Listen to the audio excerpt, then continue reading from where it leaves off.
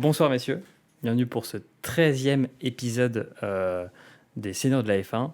Bonsoir à tous, si vous nous écoutez en replay, on espère que vous allez bien. Aujourd'hui, on va parler de plusieurs choses. On va parler de WRC, on va parler de MotoGP, on va parler des Le Mans Series et bien sûr de la F1. Même si c'est Red Bull qui gagne à la fin, on en parle un peu quand même parce que c'est un peu notre fond de tiroir aujourd'hui, la F1. On va pas dire qu'on s'ennuie, mais bon, il y a la bataille au milieu et c'est tout ce qui importe. Tout d'abord, on va commencer. Yo-Yo, comment ça va en cette belle semaine? Moi, ça va très bien. Après ce petit week-end de sport automobile, sur un sport automobile, ça fait plaisir de voir du MotoGP, de la F1, du WRC comme tu le disais, et puis il y a d'autres séries aussi, NASCAR, etc. Après, c'est vrai que les saisons s'approchent de la fin, donc un petit peu triste quand même en cette belle période d'octobre et même novembre. On est à quasiment la fin de championnat F1, MotoGP pareil, NASCAR pareil. On va bientôt s'ennuyer, quoi. Le sport automobile s'arrête pendant 6 mois quasiment, généralement jusqu'à mars. Et Ouais, après, on recommence. Mais c'est vrai que là, on va rebasculer sur d'autres sports. Si vous êtes fan de NBA, il y a la NBA qui a repris ses droits en exactement. cette fin d'octobre. Et je ne suis que ravi de ça. Limite, ça donne des idées pour un autre podcast. Non, il y en a d'autres qui le font très bien, comme Trash Talk. Et toi, Alex, comment ça va? T'as fait des petits tours de circuit dans ce week-end?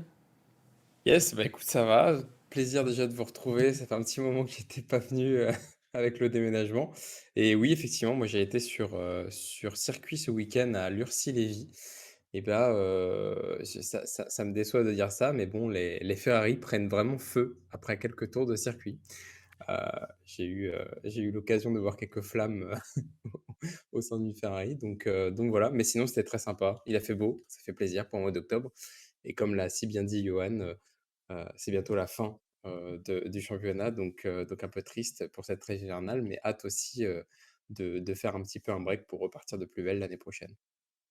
Ah, impeccable. Et est-ce que sur le circuit, tu leur as fait magnifique imitation que tu nous as fait de Ferrari avec le plan de I, plan de C? Est-ce que tu lui as fait ça?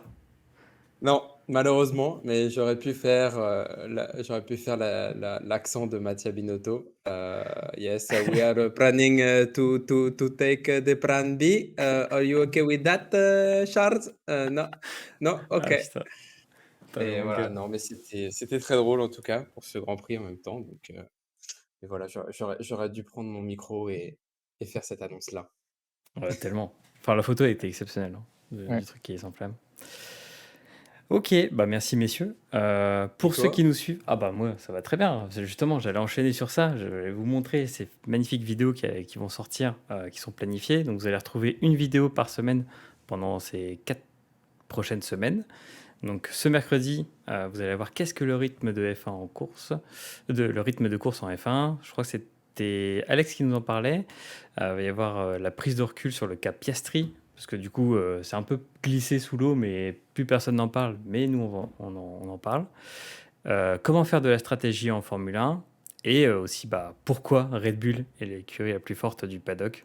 Je pense qu'elle tombera pile poil quand ce sera la fin de la saison. Donc ça c'est impeccable. Et puis le mercredi dernier, c'était qu'est-ce que l'ERS en F1 et c'était Yo-Yo qui nous expliquait un peu cette notion technique de l'ERS. Donc impeccable. On vous encourage à aller sur YouTube, follow, liker et ouais, tutti quanti. Le fameux plein de billes qui est la visibilité. Alors, on va tout de suite enchaîner avec dans les actualités du sport auto. Euh, Qu'est-ce qui s'est passé ce week-end en sport auto? Et on va tout de suite donner la parole à Yo-Yo qui va nous parler de ce qui s'est passé en WRC, en MotoGP et en Le Mans Series. Alors, donc on va commencer par WRC. Donc on a eu droit à une victoire de notre cher Français et octuple champion du monde, Sébastien Ogier. Donc pour vous situer un petit peu le contexte, Sébastien Ogier maintenant il fait que quelques petites piges en WRC. Cette saison, il aura participé en tout à 6 courses. Et donc il en aura gagné une. Donc ce week-end, c'est les spéciales en Catalogne. Donc je crois que Nico, tu l'as mis. Alors j'ai pas le live sous les yeux là. Et ouais, tu l'as mis sur le live. On a Ouais. quelques petits replays du paysage et de la difficulté assez complexe du tracé de ce week-end. Donc ça fait toujours plaisir de revoir Sébastien Ogier gagner. Et comme le disait Alex tout à l'heure en off, on a aussi une droit la semaine dernière une petite victoire de Sébastien Loeb en rallye tour, donc en rallye extrême. Donc on voit que ces deux champions n'arrêtent pas, même si ils font des piges par-ci ou par-là, juste pour s'amuser maintenant. Et ils sont pas tout le temps présents sur le circuit. D'ailleurs, on peut rappeler que maintenant le vainqueur du coup de cette saison, c'est le Finlandais Juan Pera, qui Exactement. il a quoi, 22 ans, c'est ça? J'ai Ouais, même- 22 ans, ouais. On en avait parlé, donc si vous souhaitez le voir, on l'avait parlé lors de l'épisode précédent. Ouais. Et quel crack! Et je pense que la relève est bien assurée à partir de là. Ouais, je pense qu'on est parti encore pour une domination sur 5, 6, 7 ans. Terrible. Et du coup, le prochain, le dernier rendez-vous de la saison, Yo-Yo disait que c'était un peu la fin de toutes les saisons en sport auto. Là, c'est Rallye du Japon D'accord. du 10 au 13 novembre. Et donc, du coup, pour ceux qui suivent pas trop la WRC, il y a un graphique qui vous le représente un peu si vous le voyez sur le stream. C'est que le vendredi, vous avez 8 spéciales, ce qu'on appelle 8 spéciales. Donc, c'est à tour de rôle, tout le monde enchaîne sur le même tracé. Enfin, sur des tracés différents. Le samedi, là, on enchaîne de la spéciale 9 à la spéciale 15. Et le dimanche, de la spéciale 16 à 19. Et donc, à la fin, Exactement. on chronomètre tout. Et hop, ça fait des gens qui sont en avance sur les 19 spéciales avec des chronos différents. Et là, Exactement. Ogier, il a gagné avec 16 secondes 4 d'avance. Ouais. Donc solide. MotoGP. Oh là là. Quel Grand Prix de Malaisie. Incroyable. Pas Vas-y. Grand Prix après. Enfin, beau pour les Ducati, un peu plus triste pour les fans français. On a un Fabio qui est proche de la fin dans la saison et il reste un Grand Prix. Donc à Valence la semaine prochaine, enfin dans 2 semaines. Et ça va être compliqué pour Fabio qui a 23 points de retard maintenant. Donc sauf miracle ou sauf chute de Bagnaia et victoire de Fabio, on aura Bagnaia champion. Après malheureusement comme on peut le voir, il y a beaucoup trop de différences entre les Ducati et le reste du plateau. En vitesse de pointe, ils mangent les Yamaha. Les Honda, j'en parle même pas parce que à côté, c'est des Moto 2. Je pense qu'à l'heure actuelle, si on n'est pas sur Ducati, on peut pas gagner le championnat. Ouais, c'est vrai. Ou alors si on n'a pas un peu de talent aussi. Parce que quand tu vois Mais, Quarta, il a envoyé du fat. Hein. Mais pour ceux ouais, qui nous écoutent, oui, en fait, il y a aussi. C'est un peu comme en F1, vous avez des constructeurs moteurs qui fournissent aussi des écuries. Et donc, du coup, ce que vous avez pu voir ce week-end, c'est par exemple Bagnaia et Bastianini qui étaient sur deux écuries différentes, mais avec le même moteur qui était une Ducati. Et en plus, pour le lore, Bastianini, je crois, rejoint Bagnaia la saison prochaine ouais. pour passer chez Ducati officiel. Et là, ça va se combattre sec, quoi. Surtout qu'ils s'aiment pas trop, je crois, les deux. Enfin, il Non, y a une les deux ne s'aiment rivalité. pas trop. Ouais. C'est un petit peu le Ocon Gasly d'Alpine la semaine prochaine. Ah, c'est incroyable. J'adore les petites histoires comme ça. Mais on vous encourage à aller regarder le replay de cette course de Malaisie parce que c'était vraiment intense, quoi. Et du Et début jusqu'à la fin, franchement. franchement, ça envoyait du fat. Surtout que c'est un circuit qui est pas facile. C'est le même que pour Ouais, la F1, je crois. que la fin, ouais. Et c'est vrai qu'il est assez technique et on a eu des beaux duels. On a fait avoir des accrochages à la fin. Et c'est vrai que le dernier GP de la saison à Valence va être chaud, quoi. Exactement. Donc le ratez pas en live sur Canal+. Donc partagez le code Canal, trouvez quelqu'un qui a le code Canal et je fais. Et il fait la petite pub de Canal en plus. Et tu penses que c'est joué pour Bagnaia? Ouais, je pense même si il chutait, je pense qu'une Ducati finirait forcément devant Quartaro. Quand tu regardes le Ouais. circuit de Valence, c'est comme un circuit qui est assez rapide. Euh, Beaucoup trop compliqué pour qu'une Yamaha batte une voire plusieurs, parce qu'il y a quand même 6 Ducati qui trustent les 6 premières places généralement en dehors de de Fabio, donc ça va être compliqué pour gagner en place. Ouais, c'est vrai. C'est vrai. Bon, après, vice-champion, après être champion du monde la saison d'avant, ça va. Ouais. Il y a pire. Alors, après, j'ai écouté RMC hier. euh, Il y a un mec, je sais plus qui c'était, qui disait ouais, ben, on fait comme à l'époque des Schumacher, on essaie de pousser son adversaire pour que. Non, non, non, non. En plus, lors du GP de Malaisie, c'est ça qui aurait pu se passer, hein. Parce qu'il y a Ouais. Bastianini, à chaque fois, il est dans les roues et il a joué beau jeu, hein. Et je pense que c'est pas trop la mentalité du. Enfin, peut-être que tu me contrerais, mais la MotoGP, c'est vraiment un duel plutôt personnel plutôt qu'un duel directement avec l'adversaire, quoi. Alors, je sais pas, quand tu regardes l'historique, quand même, les Rossi, Biaggi, les Rossi Stoner, il y a eu pas mal de belles batailles où justement c'était à la limite pour pousser l'adversaire les fautes. Ouais, c'est vrai. C'est pas faux. Bah merci Léo pour le débrief MotoGP Rien. et Et pour juste, ouais, ouais, un dernier petit point, enfin, ouais, je pense que je vais l'introduire peut-être. non, vas-y. Ok, ouais, donc c'est juste pour terminer, donc juste un petit point sur le LMS qui a fini la semaine dernière à Portimao, donc c'est les 14 heures de Portimao. Et on a eu la chance de voir les Iron Tam gagner en catégorie GTE. Donc c'est. Avec Nico, Alex, on a essayé de pousser pas mal les teams féminins. Ben, c'était une victoire pour la première fois en catégorie pour un team féminin, en sachant qu'elles ont aussi décroché la réputation justement pour les 24 heures du Mans la saison prochaine. 24 heures du Mans sur lesquels les signaux F1 seront. Donc, T'es en train de me En dire live. on va les voir en ouais. 24 heures. Incroyable.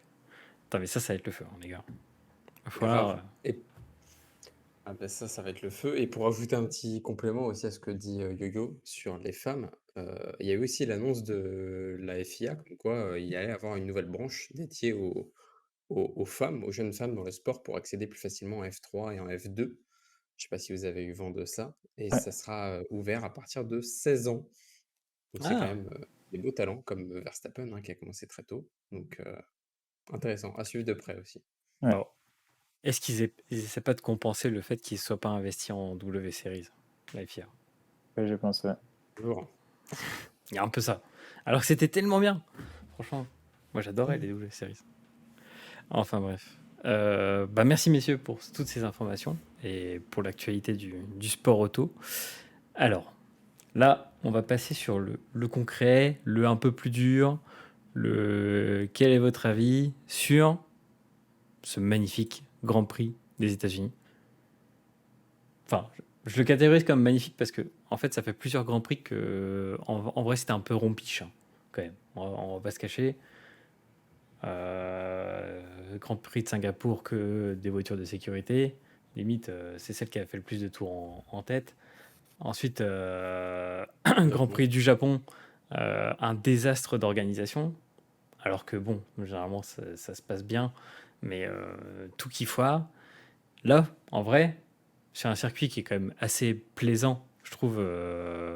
Déjà un pour les pilotes, mais même nous quand on joue à F1 2021, je trouve, enfin, on y joue tous les trois, mais c'est un circuit qui est quand même plaisant, avec les rapides, etc. Et qu'est-ce que vous avez pensé de ce Grand Prix dans un aspect général? Est-ce que pour vous, il y a des tops, des flops sur ce Grand Prix, Alex? Yes, bah moi top, je suis super content d'avoir eu enfin la première fois Charles Leclerc sur un podium en partant 12e et on a eu la fameuse chance de profiter de la safety car pour pouvoir pit et changer ses pneus. Ça a été un vrai stratégie, ça a été le plan I pour te dire, donc il faut quand même se souvenir de tous les plans plus tous les boutons qu'il y a sur le volant. Donc super content, déçu de Sainz. Moi, je suis sûr que c'est vraiment Russell qui a fait le faux pas, même si Verstappen était aussi pour quelque chose, mais ça a été un pur dive bomb. Comme je vous ai dit en off, bah voilà, Russell, il est chez Mercedes. Mercedes, c'est une croix, c'est une sorte de cible. Il a visé Sainz et hop, c'est parti à la faute. Ça fait un petit peu mal.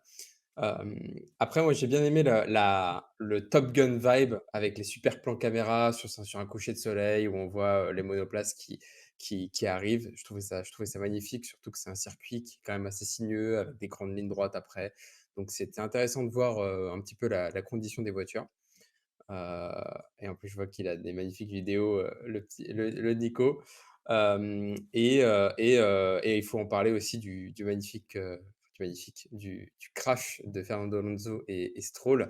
Euh, et quand même, Alonso, qui, comme à Bakou, quand il était chez McLaren, a réussi à ramener la voiture au stand pour repartir après de plus belle, finir P7, mais écopé de 30 secondes de pénalité. Donc sinon, non, je trouve que c'était un bon Grand Prix. Ça n'a rien à voir avec Miami. Je trouve que Kota, quand même, enfin, Soka a quand même un esprit beaucoup plus sympathique que Miami. Et j'ai été juste, pour finir, agréablement surpris de Pirelli, alors que j'avais tout misé sur l'usure hyper rapide des pneus, même si effectivement les premiers arrêts sont faits au bout de 12 tours. Magnussen nous tient plus de 30 tours avec ses médiums et nous fait un finish avec Vettel qui était filmé pour une fois caméra, pas comme sur le Japon où on a eu un finish Alonso-Vettel qui n'a pas été filmé alors que ça se jouait à 0,012 ou un truc comme ça. Donc voilà, donc plutôt satisfait quand même du Grand Prix en Amérique, qui plus est. Donc voilà. Bah, mais merci pour ton avis, mais c'est vrai que Grand Prix spectaculaire. Pour vous dire, il y a une stat qui est assez impressionnante. Il n'y avait jamais eu de safety car sur ce GP. Genre le truc de fou, quoi. Et là, il y en a eu deux. Mais je trouve que, contrairement à ce qu'on a vu le reste de la saison, ils ont déclenché assez vite. C'est-à-dire que dès qu'il y a eu un problème, pouf, c'est déclenché. Et en vrai, je Je trouve suis ça. d'accord que ce soit le deuxième safety car, mais sa première, ils ont bien pris du temps. Ah ouais? En vrai, quand tu regardes Magnussen, il restait pas mal de temps, quasiment 1 minute, sinon le bac à gravier, avant que Tu ça veux dire déclenché. Bottas? Ouais, Bottas, ouais. Ouais, c'est vrai.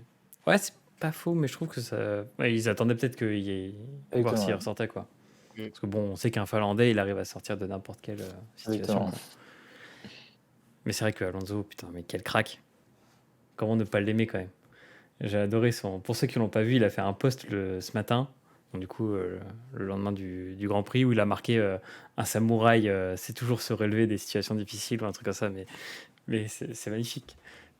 C'est magnifique. Et toi, Yo-Yo, qu'est-ce que tu en as pensé de ce Grand Prix des États-Unis? Alors, Alors moi, je vais peut-être aller à votre rencontre. Alors, je suis d'accord avec une chose, c'est le circuit par rapport à Miami, il est incroyable. On est vraiment sur un vrai circuit type F1. Et par contre, en dehors des... comme je reviens sur ce que je dis d'habitude, mais en dehors des deux safety cars qui nous ont remis un petit peu de piment sur la course, sinon, c'était le petit train-train habituel. Verstappen était parti très très loin. Euh, Hamilton faisait la petite course. Stroll a fait du Stroll, quoi, au départ. Il nous a fait quelque chose de bien, il nous a fait un petit départ canon, et puis à la fin, soit il crachait, soit il terminait plus loin. As a fait du As en sabotant la course de Schumacher. Je pense qu'ils veulent le virer, mais trouver des excuses. La seule écurie qui a un petit peu dérogé à la règle, c'est Red Bull. Parce que, ben, pour une fois, Red Bull a fait une erreur, les gars. C'est incroyable, mais ils ont fait une erreur. Mm. Alors, certes, avec la performance de la voiture, ils peuvent avoir 2-3 tours de retard et gagner la course, mais ils ont quand même fait une erreur qui aurait pu coûter très cher si, à voiture égale. Ouais, c'est pas faux. Mais, mais oui, euh, c'est vrai que est-ce que s'ils n'avaient pas fait l'erreur, on serait retrouvé avec un 12 secondes d'avance? Parce que Exactement, ouais. ce qui nous a donné envie de suivre jusqu'au bout, c'est que tu avais Lewis qui bataillait pour essayer de taper dans ses pneus hard, donc les pneus les plus durs, alors que derrière, Verstappen avait déjà les médiums bien C'est rodés ça. et qui pouvaient le rattraper. Et dernière chose que je voulais souligner, alors c'est le show à l'américaine, j'en peux vraiment plus. Euh, le type qui a acheté son drapeau à 2 à l'heure. Des fois, tu vois, on a eu plus de grilles sur la grille de F1, on a plus vu des stars que parler aux pilotes, alors que d'habitude, tu as beaucoup plus d'interviews. Et aussi l'effet d'artifice qui continue avec un petit brouillard assez épais et qui nous empêche de suivre la bataille qui aurait pu être dangereux pour suivre la bataille avec Magnussen. Ah oui, ça C'est c'était devenu incroyable. high flag. Voilà, voilà. Pour ceux qui nous suivent en podcast, on est en train de voir, en fait, c'est Tim Cook, le patron d'Apple, qui secoue le drapeau à damier avec une énergie. Même le drapeau à damier ne bouge pas. Alors C'est ça, ça. ça, c'est la première fois que ça arrive. Non mais oui, non mais ça, il faut qu'il s'arrête, hein, franchement. Et c'est comme, en fait, je pense que c'est un ras-le-bol général des fans de F1 parce que t'as Ricciardo qui fait une course désastreuse, mais qui est celui qui arrive en grande fanfare. Enfin, il fait même une saison désastreuse. Il arrive en grande fanfare avec un cheval et tout ça, à Exactement. prêter en mode cow-boy, etc. Enfin, c'est le show, alors que bon, faut quand même. On est là pour la course. Et c'est vrai que on peut déplorer ça, quoi. On peut déplorer que c'est show must go on. C'est comme les drapeaux. Je sais pas si vous avez vu les drapeaux immenses avec Ouais, ouais. le drapeau des États-Unis et du Texas qui faisait mais toute une tribune, quoi. Ça, c'est hallucinant. C'est le Ouais. show. Mais du coup, si on revient aussi sur les grands gagnants de ce Grand Prix, bah, c'est du coup c'est Red Bull, hein. Ouais. Red Bull qui devient, en fait, ça paraît anodin, mais Red Bull vient de casser 8 années de pure domination de Mercedes, quoi. Est-ce que vous pensez qu'ils sont partis pour dominer quelques années ou parce que la sanction est tombée concernant leur infraction? Ils avaient fait une infraction au budget cap l'année dernière, donc en fait ils avaient dépassé le budget autorisé de quelques millions, je sais plus combien, tu sais, Yo-Yo? 2,5 millions, je crois. 2,5 millions? Ouais. Ok. 2,5 millions, donc du coup ils se retrouvent avec une pénalité. Je crois que ça concerne le temps consacré à l'aéro, Exactement, ouais. Au qui est... développement, Ok. Tout temps consacré au développement qui est réduit de 25%, je crois. ouais. Mm. Ouais, voilà. Donc ils pourront moins faire de développement et ils ont une sanction financière aussi. Après, ils ont tellement d'avance. Ouais, voilà. Et C'est d'où ma question. Est-ce que vous pensez que l'avance de Red Bull est tellement grande qu'ils sont partis pour dominer quelques années ou on peut avoir une surprise l'année prochaine? moi, je pense qu'on aura quand même la surprise. J'ai été. Bah écoute, hein, moi je suis toujours fan de Ferrari, hein, et là, ils ont fait le changement de moteur et je pense qu'ils ont fait les tests et les derniers tests pour l'année prochaine. Et, et si tu vois bien, si tu analyses un peu le graphique de Leclerc, tu vois qu'en termes de perf, il avait le même rythme que Verstappen, qui lui tapait vraiment déjà quand même plutôt bien et il a remonté vraiment facilement le peloton, de la même façon qu'un Verstappen remonte la même chose côté Red Bull, ce qu'un Perez ne peut pas faire, ce qu'un Sainz non plus ne peut pas faire. Donc j'ai envie de voir un petit peu les développements Ferrari l'année prochaine.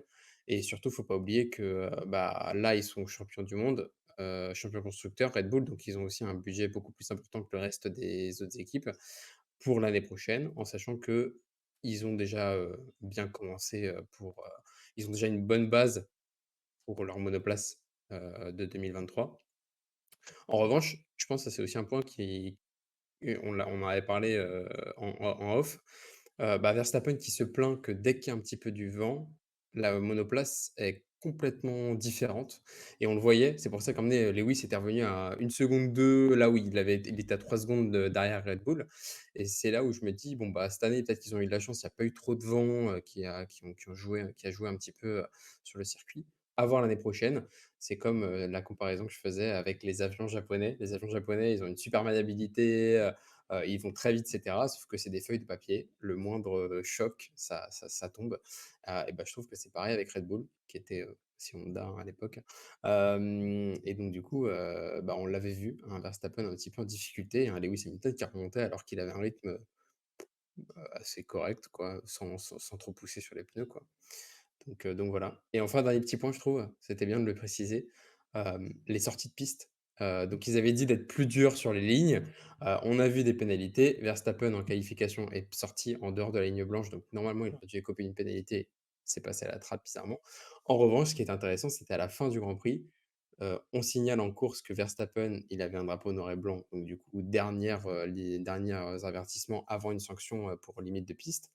Hamilton a la même chose et donc là, on voit un rythme complètement différent. Un Hamilton qui s'écarte, qui laisse, qui pousse un peu moins quoi et donc du coup, bah, on a cette pression qui revient sur les pilotes. Je trouvais ça intéressant à la fin, la façon dont ça s'est terminé, beaucoup plus chill. Là, c'est vraiment du pilotage, bon, bah, beaucoup plus cool, on tape beaucoup moins. Là où en fait d'autres pilotes, eux, bah, plus constants comme Leclerc ou autres, ont l'habitude et donc du coup, ne profitent pas un petit peu du système, j'ai envie de dire. Ouais, c'est vrai que c'est toujours un peu tendu, cette situation où tu as des pilotes qui vont pousser à l'extrême jusqu'à écoper au final des avertissements, puis la sanction elle tombe que vraiment si tu abuses, quoi. Aujourd'hui, c'est quand même assez rare d'écoper de 5 secondes de pénalité parce que tu as dépassé trop de fois les limitations de piste. Sauf si tu as une voiture qui est pas très maniable, tu C'est ça. Plus Gasly, la pénalité, parce qu'il était trop loin lors de la safety car. vois. S'il Ouais, faisait quelque chose, bon, ça c'est un petit Et peu. ça, c'est abusé, par contre. Voilà, on est ouais, d'accord. c'est vrai que bon, j'ai l'impression que depuis 2-3 GP, il y a une target, c'est Gasly, et C'est ça. le combo, c'est le combo des pénalités, quoi. Essayons de lui en foutre le plus. Même si là, tu vois, par exemple, ça c'est pareil, il y a un élément qui se décroche d'une voiture. Pérez, il y a son bout d'aileron qui se décroche. Bah, normal, quoi. Pas de pénalité, il n'a même pas eu de drapeau pour rentrer au stand et changer son aileron. Alors que Alonso perd son rétro et il prend 30 secondes de pénalité. 30 secondes. C'est énorme, 30 secondes. Et il arrive quand même à être devant les derniers. Donc franchement, enfin, quel monstre. Mais t'as l'impression d'avoir un peu un jugement à double sens dans la FIA ou dans la direction de course, où bien souvent en fait les leaders on va être indulgents avec les leaders, mais après derrière on sac, hein. Dès que ça dépasse un peu la 5e place, c'est saqué, quoi. Je sais pas ce que t'en penses, Yo-Yo. Oui, je suis d'accord. Après, faire attention aussi au risque. Le carbone, un bout de carbone, alors certes, ça peut être dangereux, mais un bout de carbone qui éclate, c'est moins dangereux qu'un rétro qui part complètement avec tout ce qu'il y a autour. C'est vrai Ouais, par aussi. contre, je compare vraiment tu vois, les problèmes, ce qui s'est passé avec Magnussen lors des précédentes courses où il avait un bout de carbone, il a dû rentrer au stand. Et c'est exactement la même chose qu'il y a eu Perez hier, tu vois, alors que Perez n'est pas rentré au stand, n'a pas dû rentrer au stand. Donc c'est le même élément, c'est le petit bout qui est sur la gauche qui est parti, quoi. Donc, comme Ouais, tu dis, deux salles, deux ambiances. parce que enfin, je sais pas si vous Russell. l'avez vu vers la fin. Certes, il y avait Russell, mais il y a aussi Verstappen. Verstappen, sur son ailette gauche, qui était juste au-dessus de sa roue, c'était en train de se décrocher quand il a Ouais. doublé Hamilton. Donc, Et comme Norris aussi, je sais pas si tu as vu la photo de la ouais, monoplace de Norris pareil. aussi, complètement bousillé. Ça, c'est un truc de fou. Eh ben, merci messieurs pour votre avis sur ce Grand Prix des États-Unis. C'est vrai que du coup, on a eu 2 Grands Prix aux States cette saison, un au Texas, un au Miami. Bah, tu l'as très bien dit, Alex, on sait lequel on veut garder. Bye bye Miami, on veut plus te voir. C'est un peu ça, si on résume. C'est ça. Et Malheureusement, il y avait de la vraie eau. Il y avait un énorme un rond avec un bateau sur vraiment de l'eau. Je me suis C'était en vue aérienne, je me suis dit: «Oh là là, c'est du fake» et finalement après je vois que ça marchait, je fais: «Ah non, c'est bon». Ça fait Ouais, ça, plaisir. un coup des Texans pour se foutre de la gueule des Floridiens, c'est sûr. exactement. Très bien. Et bah, du coup, vu qu'on a fini au Texas, partons à Mexico, qui est notre future destination pour le Grand Prix du Mexique. Donc le fameux Autódromo Hermanos Rodríguez, où c'est... Franchement, moi je trouve que c'est un des circuits qui me surprend toujours le plus parce que tu arrives dans un stade. Genre, c'est un truc de fou. Tu passes dans un stade, au milieu d'un stade avec toute la tribune, tu passes sous la tribune et ensuite longue ligne droite. Bah, du coup, pour ce Grand Prix, qui fait 71 tours, 4 km de longueur, quelles sont vos prédictions? Quels sont aussi peut-être les tests qui vont être faits par les teams? Parce que du coup, ce qu'on rappelle, c'est qu'il va y avoir Grand Prix du Mexique, Grand Prix du Brésil, Grand Prix d'Abu Dhabi, et après, terminado, bonjour, tout le monde rentre chez soi, et on se retrouve en mars pour les essais à Barça. Du coup, qu'est-ce qui va se passer selon vous sur ce Grand Prix du Mexique? Yo-Yo, est-ce que tu as un avis sur les potentiels essais, les qualifs et le fameux prono du vainqueur? Alors, pour moi, c'est un circuit. Oh, la Red Bull. La Red Bull, elle est tellement stable. Alors, en dehors s'il y a du vent, mais je pense qu'au Mexique, il n'y aura pas de vent à cette période-là. Et la voiture, elle est tellement réglée parfaitement que dans les enchaînements qui sont assez rapides, elle sera stable. La ligne droite, ben, avec le moteur qu'ils ont, ils seront stables. Quand tu regardes hier, c'était Hamilton qui a son DRS sur Red Bull. Euh, La Red Bull est limite plus rapide qu'Hamilton en ligne droite. C'est assez flagrant. Donc pour moi, c'est un circuit 100% Red Bull. Et je pense que, alors s'il y a un petit Leclerc qui s'intercale entre les deux, Verstappen va tout faire pour que Perez gagne, sera inversé. Au Mexique, le Verstappen au Mexique, il sera adulé. Franchement, les deux seront adulés. Perez sera adulé par la foule et Verstappen sera un héros national là-bas aussi, Sled Perez. Surtout, d'autant plus que la saison dernière, c'est un peu Pérez qui l'a aidé à gagner ce Grand Prix, en C'est plus. ça. Et du coup, qui lui donne un peu aussi le titre, parce que Ouais. c'est un peu ça qui a fait qu'ils ont empêché la folle remontée de Lewis. Et si vous êtes un seigneur, alors ils se gardent sur le côté, s'ils sont 1 et 2, ils se gardent sur le côté, laisse passer Perez, il lui rend sa main de la pièce par rapport à l'année dernière, et tout le monde est content. Ah, tu nous décris un scénario de film hollywoodien, là, ce que aime la FIA. Donc, Exactement. donc du coup, si je retiens ton prono, c'est Pérez. Pérez et Verstappen. Perez, Verstappen et Hamilton. Il est sur une dynamique depuis plusieurs Ah semaines. ouais. Tu vois la Mercedes sur Ouais, ce tracé. ouais, Ok, je vois bien intéressant. la Mercedes revenir. Ok. Leclerc, je pense que Leclerc, justement, c'est sa fougue pour finir deuxième qui va le faire perdre ses moyens.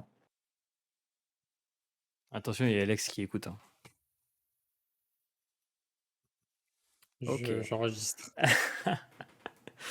Ok, Perez, Verstappen, Lewis. Intéressant, intéressant. Et toi, Alex, qu'est-ce que tu penses de ce tracé? Quelle est ta prédiction?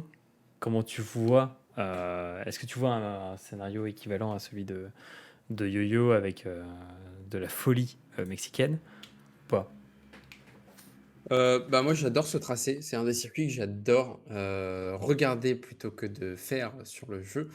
Parce que je trouve que c'est la partie sinueuse, c'est infernal. Ah bah écoute, moi mon prono, je vois bien Leclerc en premier, parce que voilà, ce serait quand même ma fierté. Je me dis qu'il y a 71 tours. Je me dis que Red Bull, ça fait longtemps qu'ils n'ont pas fait de trucs sur leur moteur. Je pense que là, Pérez, ils vont apporter des modifications. Même si c'est chez lui, il faut finir un peu les 3 derniers grands prix et là, ça baisse en termes de régime. Donc je vois bien, quelques safety cars et un éclat de chance de Leclerc. Heu et après, je vois bien un Pérez quand même deuxième, par exemple un Verstappen qui est deuxième et qui laisse sa place à Pérez pour jouer la deuxième place Red Bull, pour avoir un doublé. Je me dis quand même ça c'est là maintenant Verstappen de toute façon il a tout gagné donc quitte à jouer, team, autant jouer au bout et un troisième Verstappen. Voilà. Ok. Donc en fait, tu nous fais un scénario un peu comme Yo-Yo hollywoodien où Verstappen laisse sa place. Bon, déjà, Ah il est oui, mort. oui. Déjà, Mais, voilà et mais pour la deuxième place, quoi. Parce que forcément, il y a Ferrari devant. exactement, il y a Ferrari devant Ah, même ok. si, la ligne droite est très, très, très longue, et que c'est complètement Red Bull, je ne perds pas espoir. Je j'espère un pneu qui saute chez Red Bull, un un accrochage, fortuit, un Sainz qui fait un dive bomb sur Verstappen et qui embarque un Pérez, ce serait magique. Non, non, donc Mais, on croise les doigts. mais tu as dit une chose très intéressante qui concerne en fait les tests. C'est vrai que Red Bull n'a pas fait encore beaucoup de tests en changeant d'éléments sur la monoplace. Et du coup, ça laisse penser que là, ils peuvent le tester. C'est un peu le circuit pour le tester, quoi. Ça, c'est le circuit et surtout aussi, c'est encore les essais Pirelli là, avec leurs nouveaux pneus. Donc, ils ont 1 heure et demie encore de session. Heu, je crois que ce sera en P2 ou en P3 de toute façon, on va voir. Donc, je me dis que ça va être le circuit, je pense, qui est le plus propice pour faire les tests. Tu as de la grande ligne droite, donc comment réagit ta voiture à forte vitesse. Tu as de l'enchaînement de virages, là, comme tu le vois sur ton Grand Prix, sur ton circuit, la partie bleue, où tu as vraiment un enchaînement de virages rapide, après super lent dans la partie jaune, donc dans la partie stade, magnifique. Donc, je me dis que c'est vraiment le circuit, on a de tout. On a des virages, voilà, la partie jaune où tu es à peut-être 60 km/h pour faire son vraiment 90°. La partie bleue, comme on l'a vu dans ta vidéo, tu es à 220 et une grande ligne droite, tu es à 340-350 côté Red Bull. je pense que ce serait le moment de faire les tests pour l'année pro. Ok. Donc du coup, ok, on reprend Leclerc, Perez, Verstappen. Tu valides? Je valide. On met ça sur Winamax et c'est bon. Alors, Et toi, alors? voilà. Moi, je sais pas quoi penser de ce circuit à chaque fois. Je sais pas si je l'aime ou je le déteste en fait. Parce que enfin, t'as la frustration de le jouer sur le jeu F1 2022 ou F1 2021 ou ceux d'avant, où en gros tu t'attrapes un tout petit peu la ligne ou un tout petit peu le vibreur, hop, tu finis dans le mur. Mais en même temps, je le trouve tellement classe, ce passage dans le stade, la longue ligne droite. La longue ligne droite, moi, en vrai, les gars, j'ai peur. J'ai peur d'un Stroll. Quand je vois ce qu'il a fait sur Alonso, et en plus, il reconnaît même pas sa faute, où il dit oh ben non, moi, j'ai pas touché le volant. Alors qu'on le voit quand même, le mec a touché le volant. J'ai peur de ça, j'ai peur d'un Latifi. Il lui reste 3 grands prix pour saccager encore une saison, donc il est capable de tout. Non, j'ai peur de plein de choses. Mais il y a une lueur d'espoir, c'est cette magnifique ligne droite, et aussi celle d'après, parce que ce qu'il ne faut pas oublier, c'est qu'il y a 2 zones DRS. Et donc du coup, là, on va s'amuser. Et pour moi, c'est un circuit où je sais que je vais m'amuser parce que Williams peut aller chercher les points. Et ça me fait plaisir que Williams puisse aller chercher des points. Mais je pense qu'aussi, il y a Alpine qui peut jouer le jeu. Et n'oublions pas un truc, c'est que dans la bataille, même si le titre est joué, donc vous oubliez la première place, c'est bon, c'est Red Bull qui l'a. Après, il y a un duel qui est en train de se faire entre Ferrari et Mercedes. Donc désolé Alex, mais je pense que le Brésil va sonner le glas de Ferrari face à Mercedes.